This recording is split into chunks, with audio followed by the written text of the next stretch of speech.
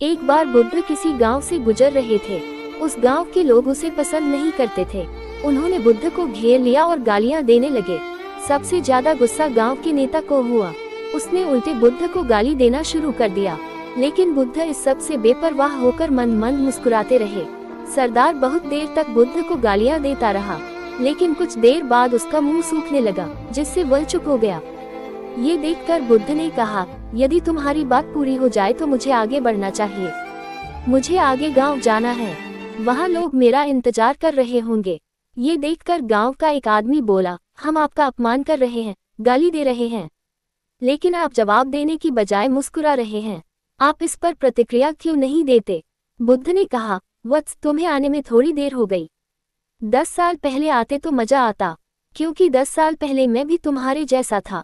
यदि उस समय तुम मेरे बारे में बुरा बोलते या मुझे गाली देते तो मैं भी क्रोधित हो जाता। इससे ज्यादा तो मैं तुम्हें गाली देता।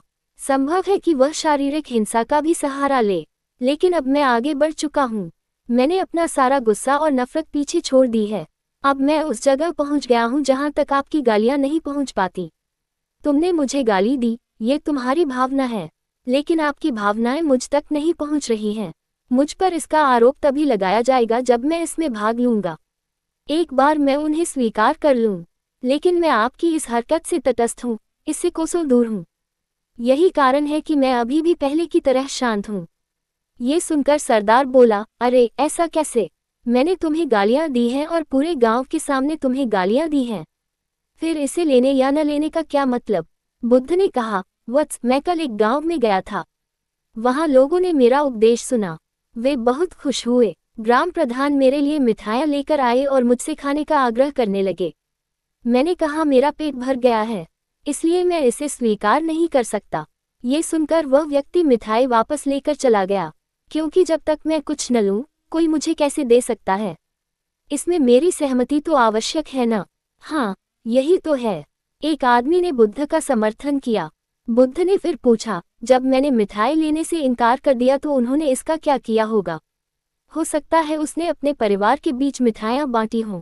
एक व्यक्ति ने उत्तर दिया। बुद्ध ने कहा, तुमने ठीक कहा। ठीक उसी मिठाई की तरह तुम मेरे लिए गालियाँ लेकर आए हो और चाहते हो कि मैं उन्हें स्वीकार कर लूँ, लेकिन भाई, मैं उन्हें नहीं लेता। अब बताओ, तुम उनका क्या करोगे? इसका उस शख्स के पास कोई जवाब नहीं था। बुद्ध ने फिर कहा, मुझे तुम पर दया आती है, वत्स। अरे मुझे तो गुस्सा तभी आएगा जब मुझे ये गालियां मिलेंगी, और जब मैं गालियां नहीं खाता तो क्रोध का प्रश्न ही नहीं उठता। सरदार ने बुद्ध की बात पर कोई प्रतिक्रिया नहीं दी। शायद वह कुछ सोच रहा था। बुद्ध ने कहा, मैं अपनी आंखों से देखता हूँ कि गाली एक कांटा है, जो देने वाले और लेने वाले दोनों को क्रोध से पागल कर देती है। तो फिर तुम ही बताओ, मैं आंखों से भी कांटों पर कैसे चल सकता हूँ?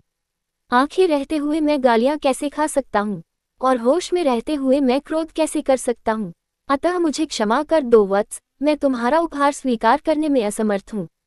इतना कहकर बुद्ध ने हाथ जोड़ दिए।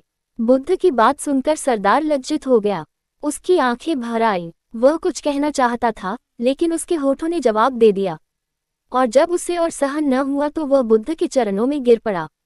दोस्तों, हम में से ज्यादातर लोग यही सोचते हैं कि हमारे दुखों का कारण कोई और है, और जब हम इस पर विश्वास करते हैं तो हम आत्मनियंत्रण की कमी और खुद को नियंत्रित करने में असमर्थता को नजरअंदाज कर रहे हैं। वास्तव में ये हम पर निर्भर करता है कि हम दूसरों द्वारा प्रदत्त नकारात्मकता को स्वीकार करते हैं या नहीं। यदि हम नकारात्मकता को स्वीकार करते हैं तो हम अपने पैरों पर कुल्हाड़ी मारते हैं, और जब हम उसे अस्वीकार कर देते हैं तो घृणा, क्रोध, हिंसा सभी से मुक्ति मिल जाती है। दोस्तों, हम आशा करते हैं कि आपको ये बुद्ध कहानी, जब कोई अपमान करता है, पसंद आई होगी। धन्यवाद।